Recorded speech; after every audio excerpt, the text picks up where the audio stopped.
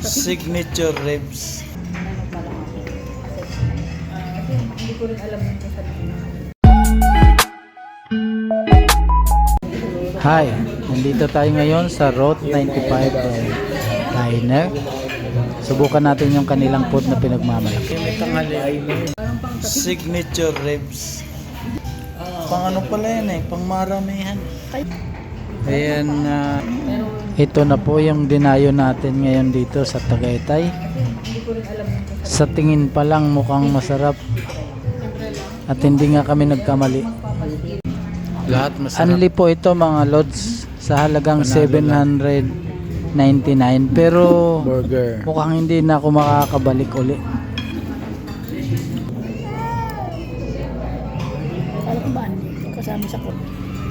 Dito pa lang parang hirap na ako umuubusin. Sabi ko nga, dadagdag pa kaya ako. Potato na may sabaw.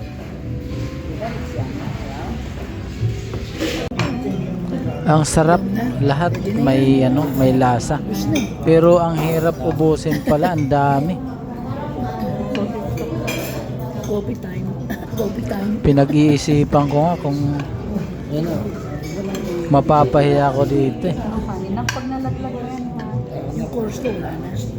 Subukan nyo. Ang sarap talaga. Alam ko ba, Kaya kasama sa course. ang daming tao parating kumakain dito. Sama yata ito sa hanggang ha?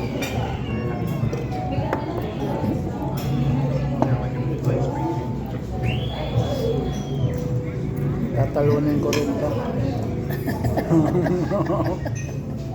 May ilang rice ka? Ha?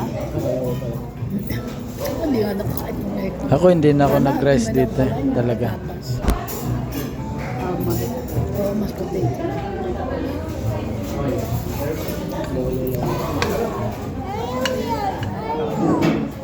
Kunti na lang.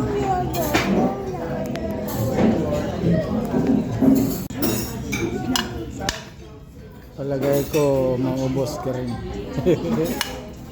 Subukan natin no merit pa. Hindi. Ano lang naman yan, yun lang kanina yung tinapay.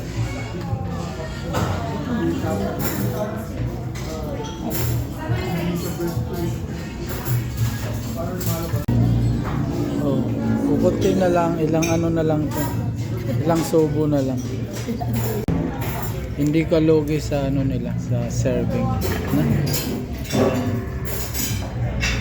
Hindi ka rin naman bumalik kasi unling na ito. Sarap naman mga templa.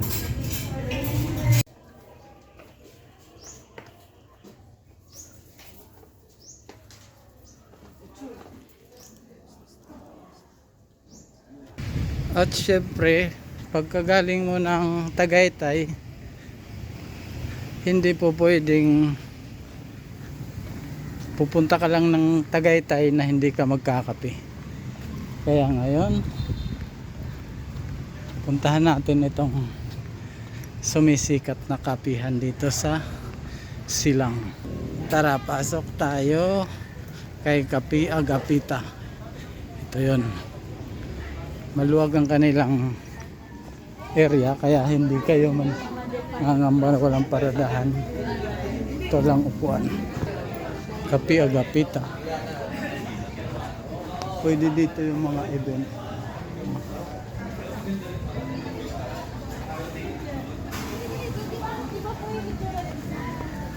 Ayan. At dito kami nakapisto. Yo. Dami tao. Hi.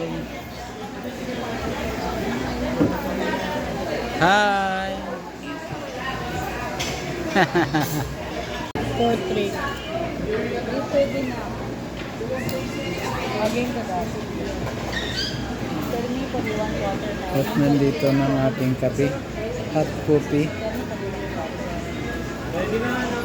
Super. Leche.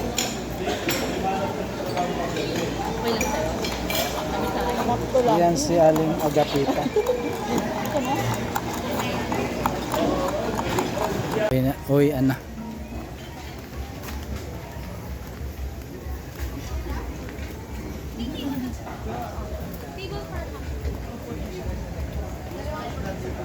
Bali, may waiting po tayo, sir.